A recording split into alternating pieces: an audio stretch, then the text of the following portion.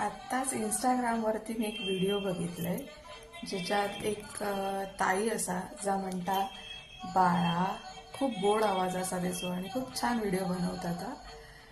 तर कमेंट पण वाचले तर खूप जण म्हणतात की हां खूप म्हणजे तुझ्या एका शब्दासाठी आम्ही सबस्क्राईब केलं किंवा काय. मग वाटतं प्रत्येका की आपल्या आयुष्यात पण असं असावा कोणतरी आपल्या औषधीनं आपण कशी हाक मारूची. पण आमच्या बाबतीत म्हणतात ना तर आमच्या औषधीने आमका कधी बाळा म्हटलेलं आठवत नाही.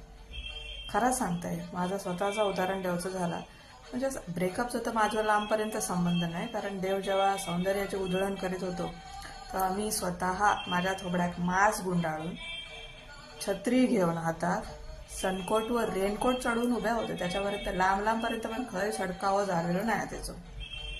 तर सांगायची गोष्ट अशी, समजा आता माका टेन्शनमध्ये मी असले असा बसान गप एकदम घराकडे असं परीक्षेत मार्क कमी पडलेत आणि आता बाबा इले की ओरडतेले आता काय करायचं, त्यांची सही कशी घ्यायची प्रगती पुस्तकावरती.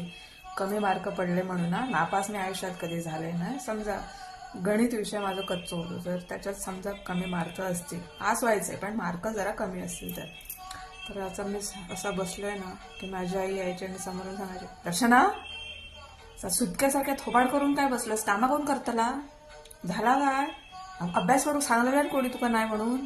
करायचो ना अभ्यास, फिरायचा खेळायचा टीव्ही बघायची ह्या करून जमत होता ना, मग अभ्यास करायचं होतं त्याच्याऐवजी.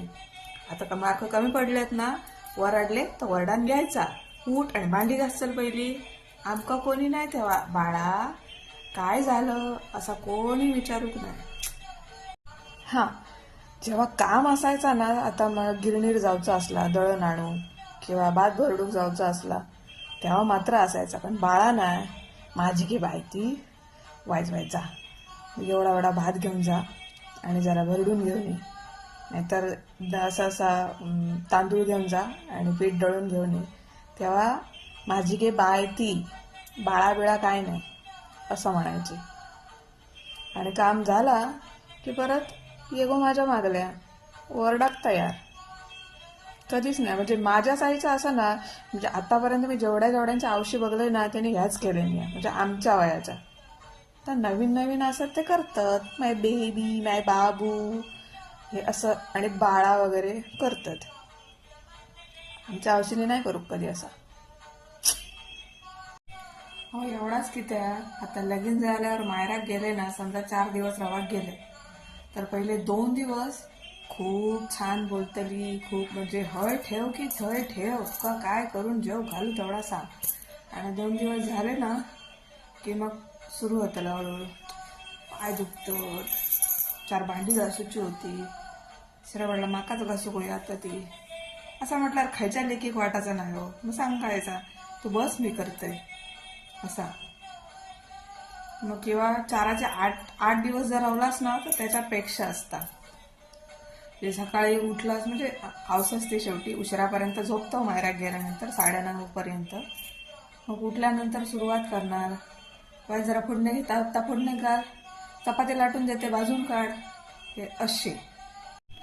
जाऊ दे, तिनं बाळा जरी नाही म्हटलं ना आणि ओरडली तरी त्याच्या मागे तिचं प्रेम खूप असतं. या लगीन झाल्यावर कळतं प्रत्येकात